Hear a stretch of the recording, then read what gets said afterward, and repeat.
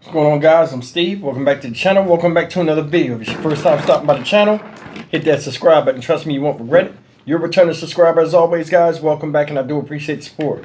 Guys, I want to bring some attention to a story that happened out there in Louisiana to one young little boy who's lucky to be alive.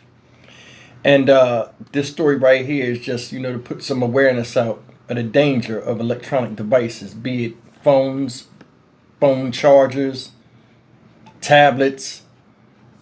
Even though these things, people handle them all the time, a lot of times they can be unsafe when they put in a certain type of position of carelessness or not knowing the dangers of something that you might hold in your hand, i.e. some type of technology. I want you guys to take a look at this, and we'll come back, man. This is absolutely just take a look. This little boy is lucky to be alive. Look. You or your children sleep with a phone or maybe a tablet in bed, you might want to think again. One Louisiana boy is lucky to be alive after suffering serious burns from his tablet charger. Yeah, I spoke to his mother, who says her son is a walking testimony, and she's urging other parents to take notice. It's a story you'll only see on WDSU. But first, we want to warn you, the following images might be disturbing to some. It felt like my heart just fell out of me because it was, as you can see, it was horrific. Lauren Morrow woke up to a nightmare. Her child screaming for help in her Gina, Louisiana home. Her 9-year-old son, Ashton, was asleep when his necklace got caught up with his tablet charger, sparked, and caught fire. It was like this loud bang, and then I woke up, and then I just started shaking, and I was screaming help, and then I started to stop shaking after a while. And then me and my brother Brentley ran into the room, and we were saying help. The 9-year-old suffered burns to his neck and hand. His mom and dad took him to the emergency room. They were later transported to the LSU Oshner Burn Unit in Shreveport. Morrow overwhelmed and emotional. I lost it. I started crying, but I didn't want him to see it. So, I left out of the room. But yeah, it hit me hard because, in all reality, we could be planning a funeral right now. Sadly, this happens a lot across the country. Several studies show a large number of people and kids sleep with their phones or tablets charged under their pillow or somewhere in their bed. The National Fire Protection Association recommends don't charge your devices under a pillow, on your bed, on a couch, or in a location that's exposed to direct sunlight. Only use a battery and charging cord that's designed for your specific device. It's tips like this that'll have families like Laura Morrow's thinking twice to keep their family safe. I'd rather be safe than sorry. And if that's taking a chance by, making your kids put their tablets and stuff in the living room or the kitchen while they're in the bed, then so be it. How happy are you to know that your mom and your dad moved quickly to make sure you're okay and safe? I'm really happy. And Ashton's mom says he will continue to get treatment if necessary, but overall, he's expected to be okay with no major setbacks. Guys, you've seen it, man. And that little boy, man, he's lucky to be alive. And that's going to leave a scar. Now, when you look at the title of this, when I saw this up here, the title was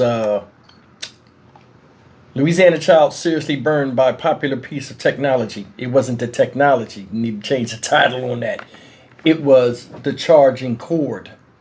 Now, having the devices in the bed, which is not a good idea. Like when my daughter stays over here, right before she goes to bed, I make sure I take the tablet that she plays with, her games on, and I make sure I take that out of the room. Not in addition to just, something could happen, but, shouldn't be on the tablet anyway. But this child, he wasn't burned by the actual tablet. It was the charging cord that got tangled up in his neck chain that caused the fire. Now, if you paid attention, and any of you guys know about science, he was burned from being electrocuted. You can look at that scar and tell that's an electrical burn. So a lot of times you have chargers or like these pieces of wire and stuff. Kids are rough with them, or a lot of times they're cheaply made and they get chinks in them and stuff like that. And then like the rubber starts to wear, you can see the wires a lot of times. Throw that shit away. I think that wire showing in the thing is what came in contact with his neck chain, and it caused that spark And, it electrocuted him. That's why the chain was black, right?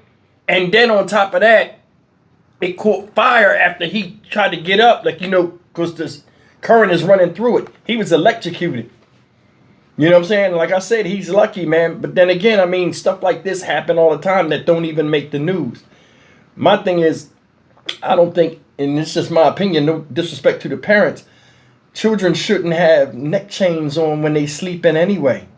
You know what I mean? Hell, I don't sleep with no type of jewelry on. But I mean, it's neither here nor there. But I mean, it's just a lot of different things can go wrong with children because they sleep wild and all this other stuff. And you never know what can happen. Good thing is he could walk away from this. But either way, man, I mean, she came on there and she said, her piece. And I'm glad everything worked out. But they going to have a hard time suing if they do try to press with a lawsuit on the manufacturer. They'll have a hard time because these come insulated. This plastic stuff you see on here is insulation. It's many different mitigating factors when you buy a product and how long you had that product, whatever is done with the product. So many different variable factors, and these billion-dollar corporations, they be ready for that type of stuff. That thing will go into litigation for the next 50 years. He didn't forgot he had a lawsuit. But I mean, it's just the dangers. I mean, just of course, technology's out here and it's made to make everybody's life easier. Doesn't always mean, people understand the technology besides how to use it and the dangers of it. So I just figured I would do this video and just talk a little bit about, the dangers and just show like a lot of you family members, a lot of you people out here that watch me, you may have family members that argue with their kids over devices in the bed. Now you can show them proof that what you're saying does have some validity. So I'm Stock Market Steve for the Dynamic Reason channel. As always, like, comment, share, and subscribe. If it's one thing I'm going to say, is this. It's hard, it's sad that you got to go and learn life lessons like that for a point to be made. Now, I don't know if they talked to this little boy before or even if they said something to him, or just didn't think about it. But this goes to show you, just because you're safe in your own home don't mean there are dangers around you. And a lot of times, you don't see them coming. That's just being a parent. That's life as being a parent. Kids do stuff, especially little boys. We got a crash and burn mentality. Kids hurt themselves in the darndest ways. And this is just one of them. I'll see you in the next video. Take care.